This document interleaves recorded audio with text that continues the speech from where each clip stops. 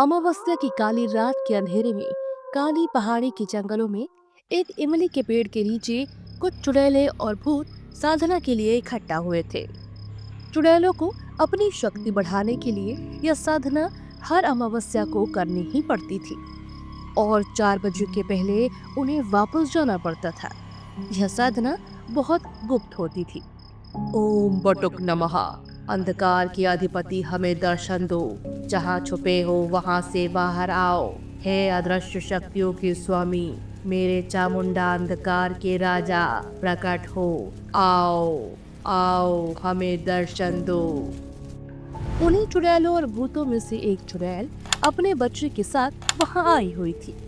जब वो साधना में व्यस्त थी, उस समय उसका बच्चा जंगल में दूर निकल गया। अरे वाह, ये जंगल कितना सुंदर है। मैं थोड़ा घूम आता हूँ। वो बच्चा जंगल घूमने निकल गया। इस बीच 4 बज गए। अरे, रात्रि का तीसरा पहर निकलने वाला है। अब हमें यहाँ से जाना होगा। लेकिन मेरा बेटा कहाँ गया? लेकिन चुड़ैल को उसका बेटा नहीं मिलता। 4 बज चुके थे, इसलिए उन सभी को वहाँ से वापस जाना पड़ा। अगले दिन उस जंगल में 8 साल की ज्योति लकड़ियाँ लाने गई थी। वो जंगल से लकड़ियाँ काटती और उसे बाजार में बेचती। वो जंगल में पड़ी चली जा रही थी। तभी उसे उस चुड़ैल का बच्चा इमली के पेड़ के नीचे रोता हुआ मिला।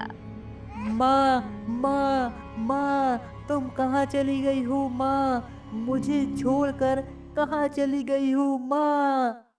ज्योति ने जब इस तरह एक बच्चे को रोते देखा तो वो उसके पास पहुंची, लेकिन उस बच्चे की शक्ल देखकर वो बहुत डर गई। भूत भूत भूत, बचाओ बचाओ बचाओ बचाओ, मम्मी बचाओ।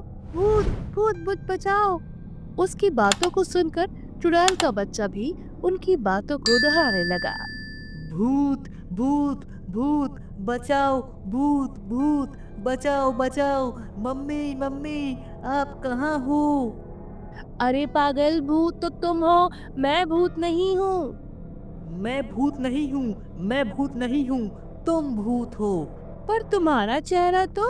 अरे मेरी माँ, माँ, मेरी माँ कहाँ चली गई? उसे ला दो ना माँ। इस तरह उस बच्चे को रोता देखकर ज्योति को बहुत दया आ गई। देखो, तुम रो मत, मुझे अपनी बहन समझो और मुझे ये बताओ कि तुम्हारी माँ कहाँ गई। उसके बाद उस भूतिया बच्चे ने अपनी सारी कहानी बताई और फिर से रोने लगा। देखो, मुझे नहीं पता कि तुम्हारी माँ कहाँ गई है, लेकिन इस तरह तुम्हारा जंगल में रहना सही नहीं है, इसलिए तुम मेरे साथ मेरे घर चलो। उसकी बात सुनकर उस भूतिया बच्चे ने उसकी तरफ प्यार भरी नजरों से देखा। सुनो, मैं तुम्हें छिपाकर अपने घर ले जाऊंगी, क्योंकि अगर तुम्हें कोई देखेगा तो तुम्हें देखकर वो डर सकता है और तुम्हें नुकसान पहुंचाने की भी कोशिश कर सकता है, इसलिए तुम बिल्कुल चुपचाप मेरे घर में रहना। ज्योति उस दिन बिना लकड़ियां काटे अपने घर आ गई। उसकी माँ सपना को बहुत कम दिखता था, लेकिन उसके पैरों की आहट से उसे पता लग गया कि वो आ गई है। अरे ज्योति, आज तूने इतनी देर कहाँ लगा दी? लकड़ियाँ मिली कि नहीं? माँ, आज लकड़ियाँ नहीं मिली। अरे तुझे पता तो है ना, घर में खाने को कुछ भी नहीं है।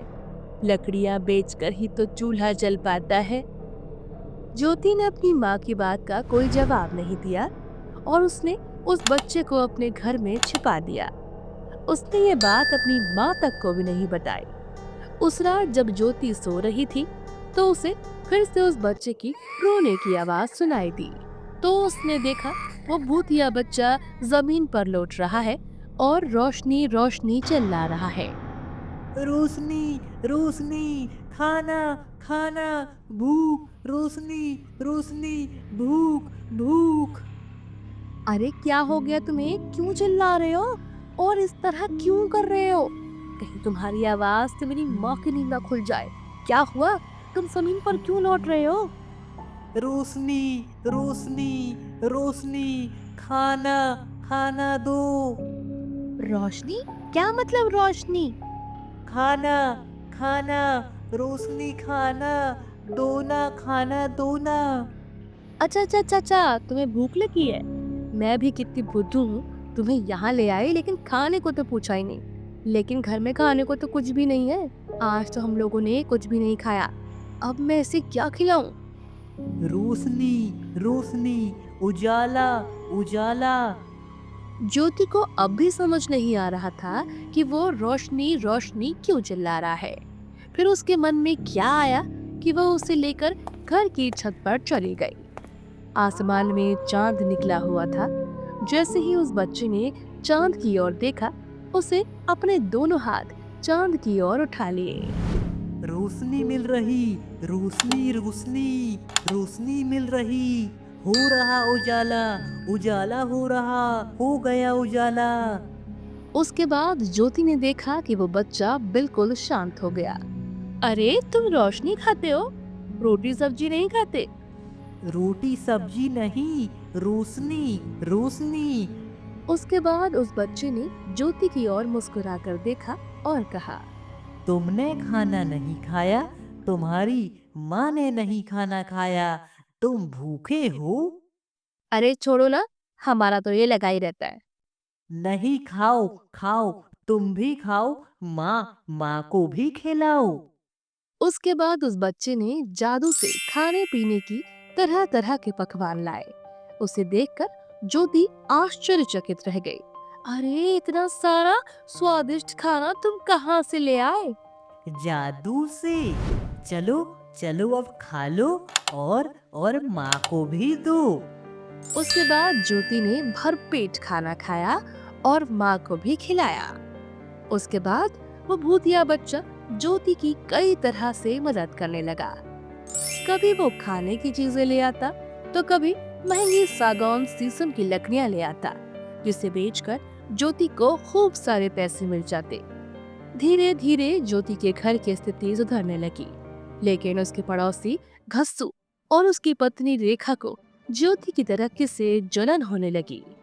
साला, मुझे तो कुछ गड़बड़ लगती है कि आखिर कल तक दाने दाने को मोहताज लोगों के घर में इतनी चमक दमक कहाँ से आ गई। हाँ जी, आप सही कह रहे हो। कल तक तो ये फटीचर थे, मगर आज देखो हमसे ज्यादा पैसे वाले बन गए हैं ये लोग।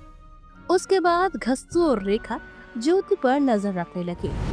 एक रात जब वो भूतिया बच्चा रोशनी के लिए ज्योति के साथ छत पर खड़ा था, तभी घस्सू और उसकी पत्नी ने उसे देख लिया। अरे अरे अरे, ये भूतिया बच्चा तो बहुत ही खतरनाक दिख रहा है। हमें गांव वालों को जल्दी जल्दी इसके बारे में बताना होगा। कहीं कहीं ऐसा ना हो कि इस भूतिया बच्चे के चक्कर में गांव पर कोई मुसीबत आ जाए। चलो रेखा, जल्दी चलो। अगले दिन सुबह सुबह गांव के सारे लोग लाठी डंडे लेकर ज्योति के घर पहुंच गए। देख रहे हो गांव वालों, वो लड़की दरवाजा नहीं खोल रही है। लगता है वो उस भूतिया बच्चे को कहीं छिपा रही है। गांव वालों, तोड़ दो दरवाजा। तभी उन्होंने देखा कि ज्योति अपनी माँ के साथ दूर से अपने घर की ओर आ रही है। अरे क्या हुआ घस्सू चाचा, आप लोग हमारे घर के बाहर क्या कर रहे हो? देख ज्योति, ज्यादा मासूम मत बन और सीधे सीधे बता दे कि वो भूतिया बच्चा कहाँ है। भूतिया बच्चा, ये क्या कह रहे हो? गांव वालों, यह झूठ बोल रही है। मैंने अपनी स्वयं की आंखों से देखा है। यह कल रात यह एक भूतिया बच्चे के साथ अपने छत पर खड़ी थी। हमें खुद ही इसके घर की तलाशी करनी होगी। घस्सू के कहने पर सभी गांव वाले उसके घर में प्रवेश कर गए और उस भूतिया बच्चे को खोजने लगे, लेकिन वो बच्चा कहीं नहीं मिला। अरे घस्सू, ससुर के नाती, इधर आ तू। तू तो कह रहा था कि इसके घर पर कोई भूतिया बच्चा है।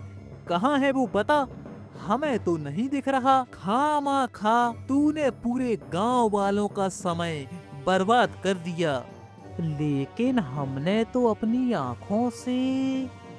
अरे मेरे बिस्सू के भाई घस्सू, चुप हो जा बिल्कुल अब।